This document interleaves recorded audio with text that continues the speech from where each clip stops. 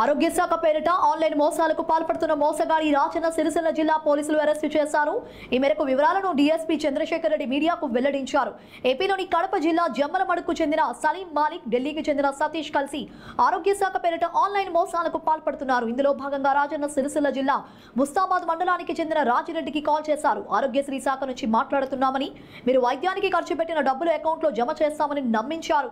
ఇందుకు ఫోన్కు ఒక లింకు పంపిస్తామని, అది క్లిక్ చేసి యూపీఐ పిన్ ఎంటర్ చేయాలని సూచించగా రాజిరెడ్డి అలాగే చేయడంతో అకౌంట్లోంచి 46,000 కట్ అయ్యాయి. దీంతో మోసపోయిన రాజిరెడ్డి ముస్తాబాద్ పోలీసులకు ఫిర్యాదు చేశాడు. ఎస్పీ ఆదేశాల మేరకు సిరిసిల్ల సైబర్ క్రైమ్ పోలీసులు టెక్నాలజీ ఆధారంగా నిందితుడు సలీం మాలిక్ ను హైదరాబాద్లోని అదుపులోకి తీసుకున్నారు. అతన్ని విచారించగా రాష్ట్ర వ్యాప్తంగా సుమారు 60 లక్షల రూపాయలకు పైగా ఆన్లైన్ మోసాలు చేశారని తేలింది. కాగా మరో నిందితుడు సతీష్ పరారీలో ఉన్నాడని డీఎస్పీ వెల్లడించారు.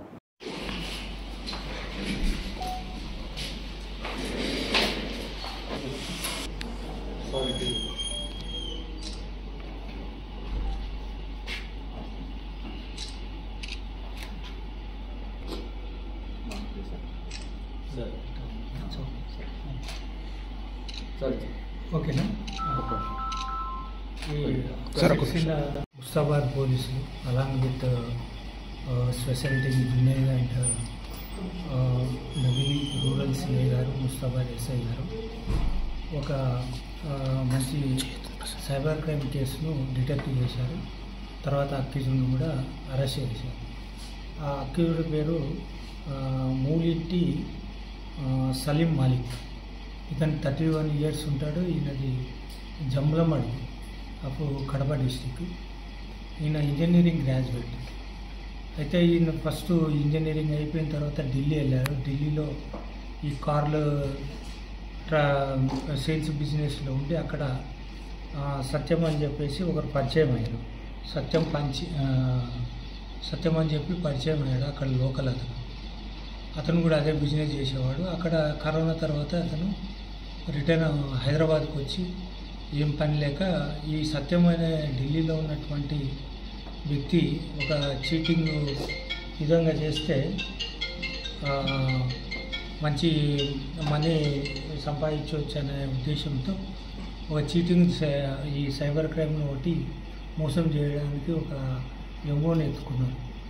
ఏంటంటే వీళ్ళు ఆరోగ్యశ్రీ మీకు మనీ బడ్ వచ్చినాయని చెప్పేసి పబ్లిక్ను, ఇన్నోసెంట్ పబ్లిక్ను మోసం చేసి వాళ్ళు ఎప్పుడైతే వాళ్ళకి లింక్ పంపిస్తారో లింకును వాళ్ళు ప్రెస్ చేసినప్పుడు ఆ మనీ ట్రాన్స్ఫర్ అయిపోతుంది వీళ్ళకు. అయితే ప్రతి 1 ఇయర్ నుంచి ఈ సలీం మాలిక్ హైదరాబాద్లో ఉండి వివిధ ప్లేసెస్లో అంటే పార్కు అంటే పోలీసు వాళ్ళకు లొకేషన్ దొరకకుండా పార్క్స్ కానీ, లేకుంటే తర్వాత సిద్దిపేటలో ఉన్నటువంటి పార్క్, అది డ్యామ్ దగ్గర ఉన్నటువంటి పార్కు, లేకుంటే ఎక్కడన్నా టూరిస్ట్ ఒక స్పాట్లకు వెళ్ళి అక్కడ కూర్చొని ఫస్ట్ అతను ఎవరైతే ఈ సత్యమని ఉంటాడో ఢిల్లీలో అతను సిమ్ములు, తర్వాత సెల్ ఫోన్లు పంపిస్తాడు. ఆ సెల్ ఫోన్లు కూడా మామూలు సెల్ ఫోన్లే, నంబర్ ప్రెస్ చేసేటివి, ఆండ్రాయిడ్ కాదు. అయితే పంపించిన తర్వాత ఇతను ఈ దాంట్లో లైన్ నంబర్ కొడతాడు. నంబర్ కొట్టి అవతల ఫోన్పే ఉందా లేదా అని కనుక్కోవడానికి ఒక్కొక్క నంబర్ లాస్ట్ నంబర్స్ను ఇప్పుడు ఇతన్ని 450 ఉంటే 451, 456, 457 అట్లా కొడుతూ అవతల ఫోన్పే ఉంటే దానిపైన నేమ్ డిస్ప్లే అవుతుంది. అంటే ఫోన్పే ఉందన్నట్లు అవతల వ్యక్తి. తర్వాత ఇతని ఫోన్ కూడా ఇతని పేరు ఆరోగ్యశ్రీ అని చెప్పేసి ఈయన డిస్ప్లే అవుతుంది అవతలలో. అక్కడి నుంచే చేంజ్ చేసి పంపిస్తాడు. ఈయన నేమ్ చేసినప్పుడు డిస్ప్లే అవుతుంది.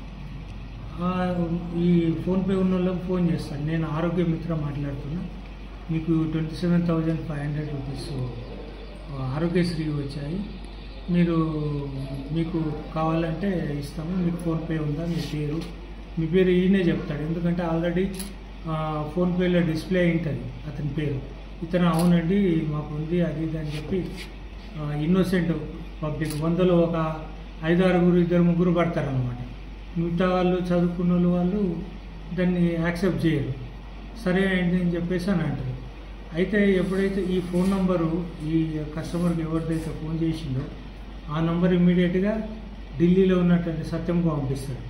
వాట్సాప్ చేస్తే ఆ సత్యము కొంత అమెజాన్ కానీ తర్వాత ఈ కొన్ని సరుకులు వాడు ఆర్డర్ చేస్తాడు. ఒక 5,000, 10,000, 15,000 రూపాయలు అయ్యి ఆర్డర్ చేసి ఆ లింకు మళ్ళీ ఇతనికి పంపిస్తాడు. ఎవరికి? ఈ సలీం మాలిక్కు పంపిస్తాడు. ఆ ఆర్డరు ఏ ప్లేస్లో, డిఫరెంట్ ప్లేస్ ఢిల్లీలో చెప్తాడు అన్నమాట. అయితే ఈ లింకు మనకు ఈ కస్టమర్ ఎవరైతే మోసపోయే ఉన్నాడో ఆరోగ్యశ్రీ వస్తుందని చెప్పాము. అతనికి లింకు పంపి మీరు లింకు నొక్కండి, మీరు లింకు మీకు మనీ పడిపోతుంది అంటారు. వాడు పొరపాటున లింకు ప్రెస్ చేసినప్పుడు అతని దగ్గర ఉన్నటువంటి మనీ 10,000, 5,000 అక్కడ ఆర్డర్ ఇచ్చినటువంటి అమ్మనేళ్ళ ఆయన అకౌంట్కి అమెజాన్కు దానికి వెళ్ళిపోతుంది. తర్వాత చూస్తే అమౌంట్ వెళ్ళిపోయి ఉంటుంది. ఇమ్మీడియట్గా ఇతనికి ఫోన్ చేసి ఇతను స్విచ్ ఆఫ్ చేయడము, నెగ్లెక్ట్ చేయడం సరిపోతుంది. స్విచ్ ఆఫ్ చేసేస్తాడు. అక్కడేమో అతను మనీ ఇతని పే ద్వారా తీసుకున్నటువంటి సరుకులను అతను తీసేసుకుంటాడు, సెకండ్ హ్యాండ్కి అమ్ముకుంటాడు. ఇతనికి 10,000 రూపాయలు వస్తుందనుకో ఇంకో 3,000, 3,500 ఇతనికి గూగుల్ పే చేస్తాడు. ఇది మోసం. ఇట్లా మోసం చేస్తూ సుమారుగా 2 రాష్ట్రాల్లో ఒక 100 మీద చేసిండు 1 ఇయర్ నుంచి. దాంట్లో మనకు గుర్తొచ్చినవి డిటెక్ట్ అయినవి ఒక 79 కేసెస్ డిటెక్ట్ అయ్యాయి. అంటే తెలుగు రాష్ట్రాల్లో, అంటే ఆంధ్రప్రదేశ్లో ఉన్నాయి.